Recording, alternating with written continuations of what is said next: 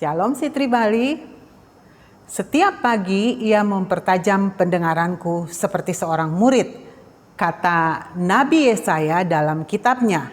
Jika kita aplikasikan dan mempraktekannya dalam kehidupan sehari-hari kita, kita perlu pertajam telinga kita. Bukan dengan batu asah atau penajam pisau, itu tidak mungkin. Tapi dengan duduk diam di kaki Tuhan, menyembah dan mendengarkan Dia. Dan karena ini kalimat aktif yang berarti harus dilatih terus menerus hari demi hari. Bukan hanya satu kali kita pertajam, tapi hari demi hari dan terus menerus. Izinkan Tuhan melakukannya untuk kita.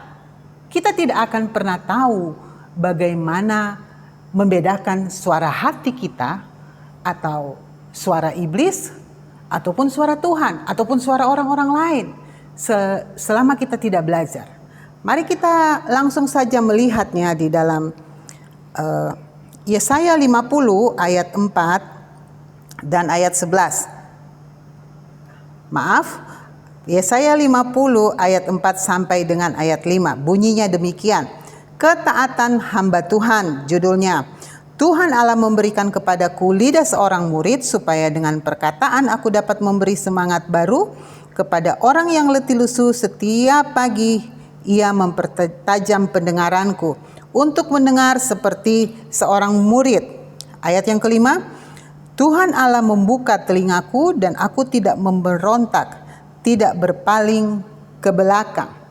Saudara, jelas sekali Nabi Yesaya menekankan ketika ada tawaran dari Tuhan untuk mempertajam telinganya, dia tidak memberontak, saudara. Di dalam ayat 5 jelas sekali dikatakan begini. Tuhan Allah telah membuka telingaku dan aku tidak memberontak, tidak berpaling ke belakang. Dengan kata lain,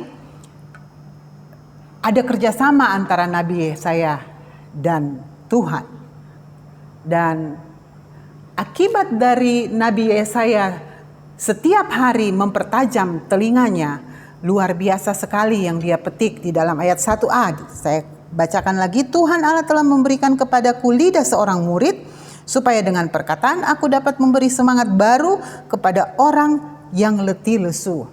Saudara, ketika kita mempertajam, melatihnya setiap hari, belajar mendengarkan suara Tuhan, mulut kita akan menguatkan orang yang letih lesu.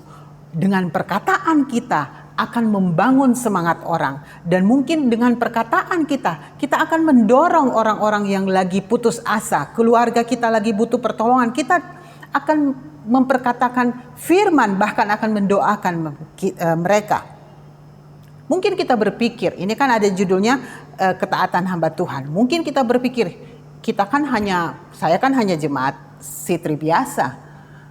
Tidak perlulah mempertajam pendengaran saya, atau karena lembaga Alkitab kasih judul ketaatan hamba Tuhan, mungkin kita berpikir itu kan cuma hanya untuk hamba Tuhan, itu cuma tugasnya Pastor Wayan atau Pastor Gail atau Pastor Dani atau para penatua. Tidak, saudara, ini diperuntukkan untuk semua orang yang sudah mengaku Yesus sebagai Tuhan dalam kehidupannya dan sudah menerima Tuhan Yesus dan sudah merasakan kasih karunia Allah.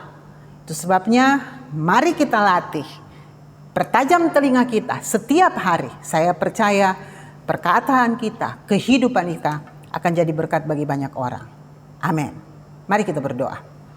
Tuhan Yesus, kami mengucap syukur untuk kehidupan yang Kau berikan bagi kami.